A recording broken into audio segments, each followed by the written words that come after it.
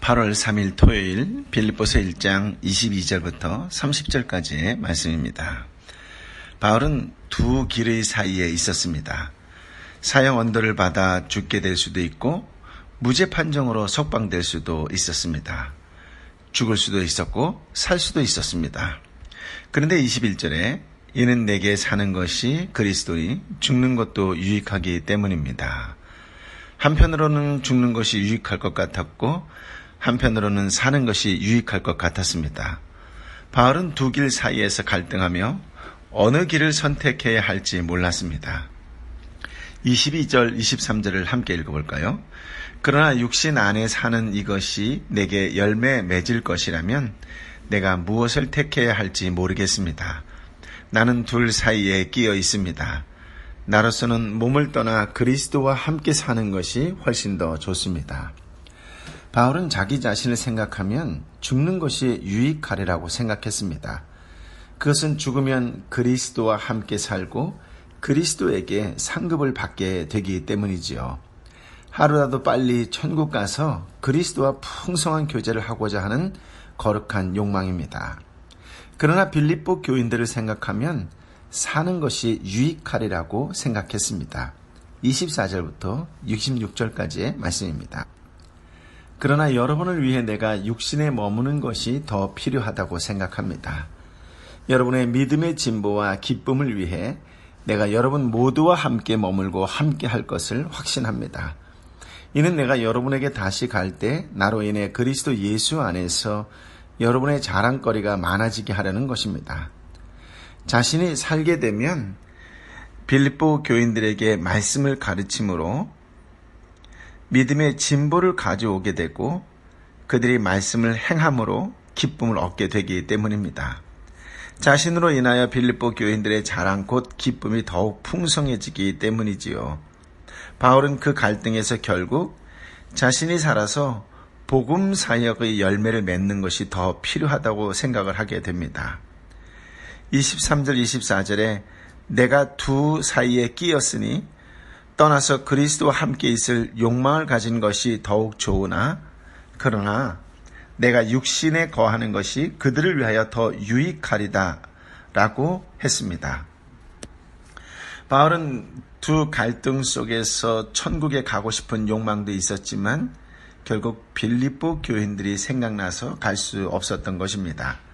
그들에게 좀 더 말씀을 가르치고 믿음의 진보를 가져오고 기쁨을 풍성하게 하고픈 열망이 더 일어났습니다. 그래서 바울은 그 욕망이 일어나는 것을 느끼면서 하나님이 자기를 살게 할 것을 확신했습니다. 25절에 여러분의 믿음의 진보와 기쁨을 위하여 너희 모두와 함께 할 것을 확신합니다 라고 하지요.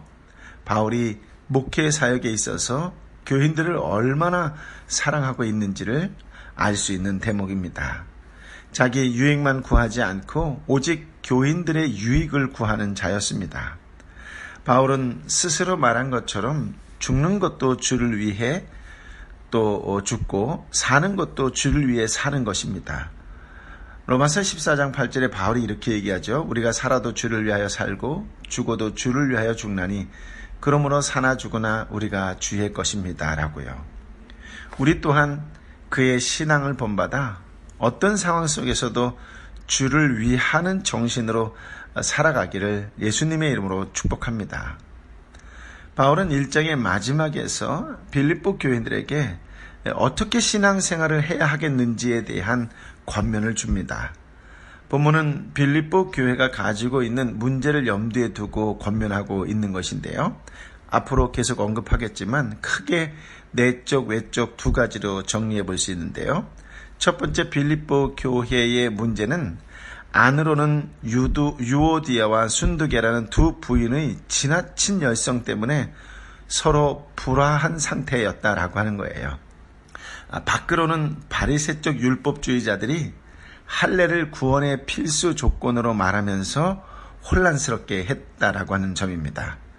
그래서 바울은 빌립보 교회가 바로 세워지기 위해서는 서로 한 마음을 가져야 하고 그 하나된 마음으로 연합하여 외부의 교리적 공격을 담대히 막아내어야 한다라고 하는 것을 권면합니다. 먼저 27절 말씀을 함께 읽어볼까요? 여러분은 그리스도의 복음에 합당한 생활을 하십시오. 이것은 내가 가서 여러분을 보든지 떠나 있든지 여러분이 한 성령 안에 굳건히 서서 한 마음으로 복음 안에서의 믿음 생활을 위해 함께 달려나간다는 소식을 듣기 위함이며, 27절에서 먼저 오직 그리스도의 복음에 합당한 생활을 하라라고 하지요. 복음에 합당한 생활을 하라고 권면하지만 어찌 보면 명령과 같이 들립니다. 이 권면, 이 명령은 개인에게 하는 권면인과 동시에 교회 공동체의 삶에게도 해당하는 말인데요. 본문은 오히려 교회 공동체를 더 강조하는 권면이다라고 해석할 수 있습니다. 빌립보시라고 하는 곳은 로마의 퇴역한 군인들, 전역한 군인들을 이주 정착시킨 도시였어요. 그곳의 시민들은 자신들이 로마의 시민이라는 자부심이 아주 대단했습니다. 그들은 빌립보시가 야만 민족이라 생각하는 트라켓족과 접경 지역에 있었기 때문에 그 민족들에게 문명국 로마의 높은 문명을 보여주어야겠다는 의식을 하고 있었습니다. 바울은 그 사실을 세상 속에 있는 교회의 위치를 설명하는 데 사용한 것입니다. 즉, 교회는 세상 속에 있지만 세상에 속한 것이 아니라 하늘나라에 속한 도시요 하늘나라의 시민이라고 하는 것입니다. 그러므로 그리스도인들은 세상 사람처럼 살 것이 아니라 하나님 나라의 법대로 살아야 한다는 것이지요. 그리스도인들은 세상 사람들처럼 살아갈 것이 아니라 교회를 하나님의 질서와 윤리를 그 윤리를 따라 세워 나가야 한다라고 하는 것입니다. 복음에 합당한 생활을 하라고 했는데, 이는 공동체를 꾸려 나갈 때에 복음이 갖고 있는 정신, 복음이 제시하는 방법을 따라 꾸려 나가라라고 하는 말이라고 하는 것이지요. 교회가 어떻게 이끌어져 나가야 되는지에 대해서 바울이 바른 기준을 제시하는 하나님의 말씀이라고 할 수 있겠습니다. 복음이 갖고 있는 정신, 복음이 제시하는 방법을 따라 교회가 이끌어져 나가야 할 것입니다. 우리 교회가 그런 하나님이 기뻐하시는 교회가 되기를 예수님의 이름으로 축복합니다. 27절에 바울이 한 가지 더 권면을 해요. 한 성령 안에서 굳건히 서서 한 마음으로 복음 안에서의 믿음 생활을 위해 협력하라라고 하는 권면이지요. 성령 안에서 동일한 목적과 동일한 가치 안에서 한 마음 한 뜻이 되어야 할 것을 말합니다. 팀워크가 이루어져야 한다는 말이겠지요. 마치 미식축구에서 한 팀이 스크럼을 짜고 한 덩어리가 되어 적들을 방어하는 모습, 그 경기하는 모습을 연상시켜줍니다. 흐트러짐 없이 하나된 몸과 하나된 마음으로 교인들이 서로 협력하라는 그런 말씀입니다. 세상적 욕망이 아닌 오직 예수 그리스도를 위하여 하나 되는 교인의 삶을 되고 하나 되는 공동체의 삶이 되시기를 예수님의 이름으로 축복합니다. 28절을 읽어볼까요? 또한 대적자들이 그 어떤 엄포에도 놀라지 않는다는 소식을 듣기 위함입니다. 이것이 그들에게는 멸망의 증거요, 여러분에게는 구원의 증거입니다. 이것은 하나님께로부터 나온 것입니다. 28절을 통하여 바울이 권면하는 것은 대적자들을 두려워하지 말라라고 하는 말씀이지요. 빌립보 교인들에게는 대적하는 자들이 많이 있었습니다. 믿지 않는 자들의 핍박도 있었겠지만 거짓된 교사들의 유혹도 많았습니다. 물론 이 대부분의 대적자들은 같은 빌립보 시민들이었을 것입니다. 그전에는 같이 어울렸는데 이제는 예수님 믿는 것 때문에 미워하는 것입니다. 바울은 믿는 이들이 복음을 대적하는 이들 때문에 주눅들지 않기를 바랬던 것이지요. 겁먹지 않기를 바랬습니다. 빌립보 시민들뿐만 아니라 이단들도 유혹을 했습니다. 거짓 교사들의 유혹도 있었던 것이죠. 세상 권력의 힘을 빌려서 그들은 유혹을 하곤 합니다. 그렇습니다. 복음을 대적하는 이들이 있다는 것이죠. 다른 것은 뭘 믿어도 아무런 문제가 되지 않는데 예수님 믿는 것은 문제라고 이야기합니다. 기독교가 문제라고 이야기하지요. 그래서 공격해 옵니다. 왜 그럴까요? 복음은 말 그대로 복된 소식인데 이것이 사람들에게 비유를 거슬려요. 어떤 비유를 거슬릴까요? 노력과 공로와 신심을 부정하기 때문입니다. 이것이 사람의 자존심을 상하게 합니다.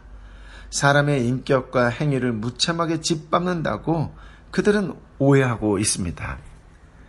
여러분, 두려워한다라고 하는 말은 놀란 말이 혼비백산하여 우르르 뛰쳐나가는 것을 가리킵니다. 이렇듯 세상은 우리를 공포에 몰아넣으려고 해요. 마치 너 그렇게 살면 망한다 라고 하는 분위기를 조성합니다. 그러나 성도 여러분, 겁내지 마십시오. 성도는 복음을 대적하는 이들을 겁낼 필요가 없습니다. 베드로전서 5장 7절부터 10절의 말씀, 여러분들도 잘 알고 계시는 말씀이죠. 제가 좀 빠르게 읽어드리겠습니다. 여러분의 모든 근심을 주께 맡기십시오. 주께서 여러분을 돌보십니다. 정신을 차리고 깨어 있으십시오. 여러분의 원수 마귀는 우는 사자처럼 두루 다니며 삼킬 사람을 찾습니다. 믿음 안에 굳게 서서 마귀를 대적하십시오. 여러분이 알다시피 여러분의 형제들도 세상에서 같은 고난을 겪고 있습니다. 그러면 모든 은혜의 하나님 곧 그리스도 예수 안에서 여러분을 그분을 영원한 영광 가운데로 부르신 분이 잠시 고난받는 여러분을 친히 온전하게 하시고 굳건히 세우시고 강하게 하시고 견고하게 하실 것입니다. 바울은 대적자들을 두려워하지 말라고 했을 때 한 가지 주의사항을 주는데요. 그것이 무엇이냐면 에베소서 6장에 나오는 말씀처럼 우리의 싸움은 혈과 육을 상대하는 것이 아니라 우리의 싸움은 통치자들과 권세자들과 이 어둠의 세상 주관자들과 하늘에 있는 악의 영들을 상대로 하는 것이라고 하는 점이에요. 우리는 마귀와 그의 수하들을 대항하여 싸워야지 사람을 대항하여 싸워 이기려고 해서는 안 된다라고 하는 것이에요. 두려워하지 말라고 하니까 성도들이 전투적이 되어야 하겠다고 생각해서는 안 됩니다. 여러분, 요즘 한국 교회가 욕을 듣는 것이 바로 이런 전투적인 모습 때문 아니에요? 믿지 않은 이들을 하나같이 다 적이라고 생각을 합니다. 타 종교인들을 적이라고 생각을 해요. 지상의 교회는 전투하는 교회이긴 하지만 성도가 싸움꾼이 되면 안 됩니다. 예수 그리스도께서 평화를 위해 이 땅에 오셨는데 어떻게 예수 그리스도를 따르는 성도가 싸움을 좋아할 수 있겠습니까? 예수 그리스도께서는 분쟁과 전쟁을 없애기 위해 자신의 몸을 내어주셨는데 말입니다. 그런 관점에서도 중세의 십자군 전쟁과 종교개혁 이후의 종교전쟁은 아무리 생각해도 복음과 관계없습니다. 여러분, 세상의 사람들은 예수 믿는 자와 믿지 않는 자 두 가지로 밖에 존재하지 않아요. 믿지 않는 자는 전부 다 어떻게 봐야 될까요? 전도 대상자로 보셔야 됩니다. 전도 대상자로 봐야 그들의 영혼이 보이고 그들의 생명 없음이 보인다라고 하는 것이죠. 그때 예수 그리스도께로부터 우리가 경험되어지고 받았던 긍휼과 사랑이 그들에게도 전해질 수 있는 용기 있는 그리스도인이 될 수 있어요. 여러분, 이 땅의 교회들이 무엇 때문에 싸우고 있는 것이지요? 여러분, 그 내면을 잘 들여다 보셔야 돼요. 놀라운 말씀이 붙어 있는데요. 대적을 두려워하지 않는 것, 대적과 더불어 싸우지 않는 것이 구원의 증거라고 28절 하반절에 분명히 기록되어 있습니다. 한번 읽어볼까요? 이것이 그들에게는 멸망의 증거요, 여러분에게는 구원의 증거입니다. 이것은 하나님께로부터 나온 것입니다. 여러분, 대적이 미워 죽겠는데 미워하지 않는 것이 구원의 증거라고 하는 것이에요. 그것이 하나님께로부터 난 것이라고 하는 것입니다. 그러면 이렇게 생각하는 분들도 있을 거예요. 도대체 우리는 감정 없이 살라는 말입니까? 라고요. 여러분, 그럴 때마다 우리가 분명히 이런 생각을 하셔야 돼요. 우리는 대적과 나 사이에 예수 그리스도를 끼워야 한다라고 하는 것입니다. 저는 결혼 주례할 때마다 꼭 한 가지 이야기하는 것이 있는데요. 그것이 무엇이냐면 남편과 아내 사이에 예수 그리스도가 있어야 된다라고 하는 것이에요. 그리스도를 통해 대적을 볼 때에 대적을 보는 눈이 달라질 것입니다. 악을 악으로 갚지 말고 선으로 악을 이기라는 것이 주님의 말씀 아니겠어요? 모든 원수는 주님의 손에 맡기라는 것이 주님의 말씀입니다. 우리가 시편을 통해 확인하듯이 시인들의 원수를 저주한 것도 실은 개인적으로 원수를 갚으려고 하는 것이 아니라 하나님의 손에 맡긴 것입니다.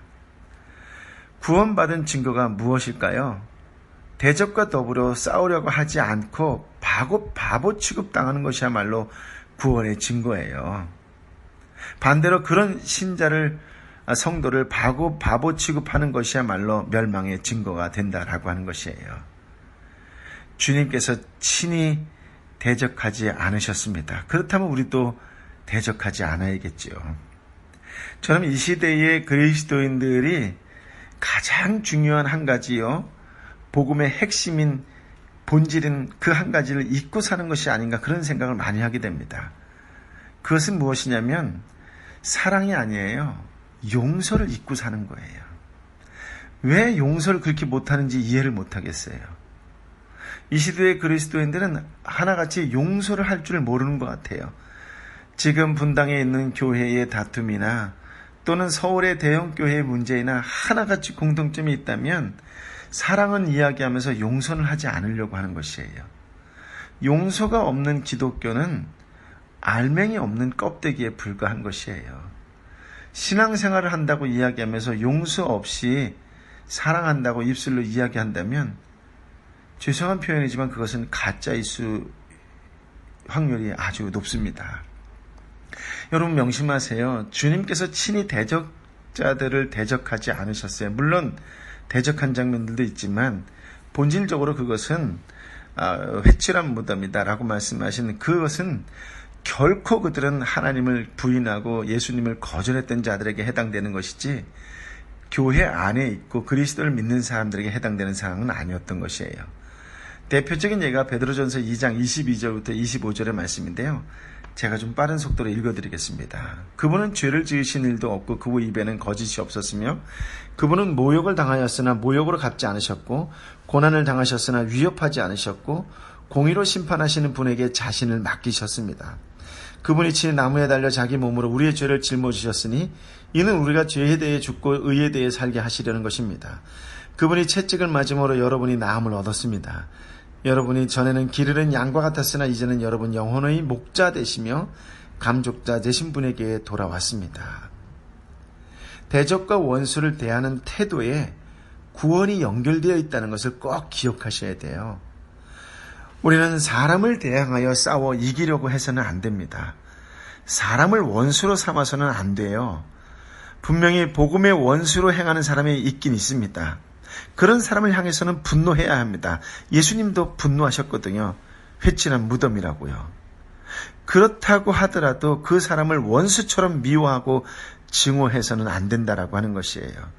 왜냐하면 심판은 하나님이 하실 것입니다.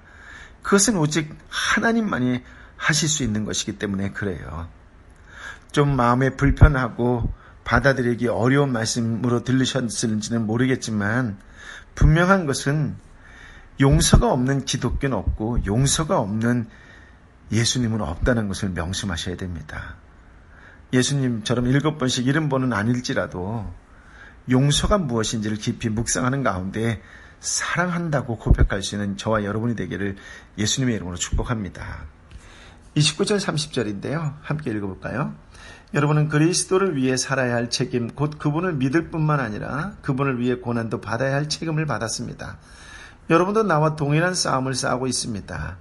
여러분은 이것을 내 안에서 보았고 아직도 내가 싸우고 있다는 것을 듣고 있습니다. 29절은 은혜 주신 목적을 말하는 것이 아니라 은혜 주신 내용을 말하고 있는 것입니다. 하나님이 빌립보 교인들에게 큰 은혜를 주셨어요. 그것은 그들이 예수 그리스도를 믿는 것이고 그분으로 인하여 구원을 얻는 것이지요. 그리고 예수 그리스도의 복음을 위해 일할 수 있고 그 복음 사역 때문에 고난을 받는 것이었습니다. 우리가 주님의 고난에 동참하는 것이야말로 큰 은혜라고 말하는 것이지요. 그래서 바울 자신도 그 고난에 동참하려고 애를 썼고 사도 요한도 그 고난에 참여하라고 애를 썼다고 합니다. 우리가 이 세상을 살아가면서 세상이 우리를 미워할 때 이상히 여길 필요가 없습니다. 세상과 세상 사람들이 교회와 성도를 미워하는 것은 너무나도 당연한 것입니다. 왜냐하면 하나님과 예수 그리스도와 성령님의 하시는 일을 싫어하기 때문에 그래요. 그러니 그 하나님을 따르는 교회와 성도를 미워하는 건 당연한 것이겠지요. 왜냐하면 자기들의 정체와 행위가 드러나기 때문입니다. 비진리를 따르는 자들이 진리를 따르는 자들을 싫어하는 이유도 그와 같겠지요. 하나님과 하나님의 일, 곧 예수 그리스도의 복음을 전하고 그분의 진리를 세워 나가려고 하면 당연히 대적자들이 나타나기 마련입니다. 그래서 디모데후서 3장 12절에 이렇게 말씀하시죠. 그리스도 예수 안에서 경건하게 살고자 하는 자는 핍박을 받는다라고요. 그것이 곧 구원의 증거요, 하나님의 은혜를 받은 증거요, 주님의 고난에 참여하는 증거라는 것을 분명히 아셔야 합니다. 사랑하는 성도 여러분, 한 마음으로 서로 협력하고 중보하는 성도가 되시길 바랍니다. 여러분의 대적자는 누구입니까? 그들과 싸워야 하겠습니까? 여러분에게 구원의 증거가 있습니까? 그렇다면 그것이 무엇입니까? 오늘 그리스도인답게 살아가는 복된 날이 되시기를 예수님의 이름으로 축복합니다. 아버지 하나님, 우리를 하나님 나라의 백성으로 삼아주셔서 감사합니다.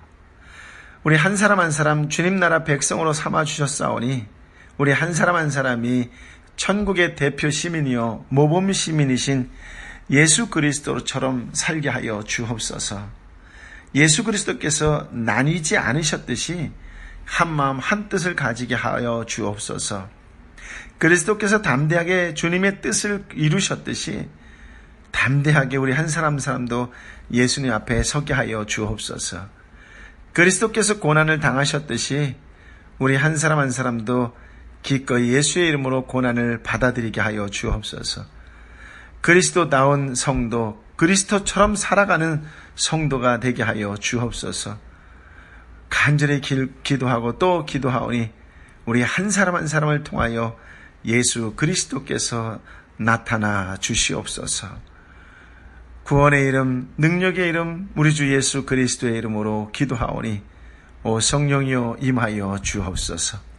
이제는 우리 주님 예수 그리스도의 은혜와 아버지 하나님의 크신 사랑과 성령 하나님의 교통하심이 오늘 주신 말씀을 가슴에 담고 천국 시민답게 살겠노라고 예수 그리스도답게 예수 그리스도인답게 살겠노라고 다시 한번 모범 시민이요 모범 생활을 살겠노라고 결단하는 하나님의 사람 한 사람 한 사람 머리 위에 저들의 가정과 저들의 직장과 이 땅과 열방의 이웃과 또 선교사님과 선교지 위에 이제부터 영원토록 함께하여 주옵기를 간절히 축원하옵나이다.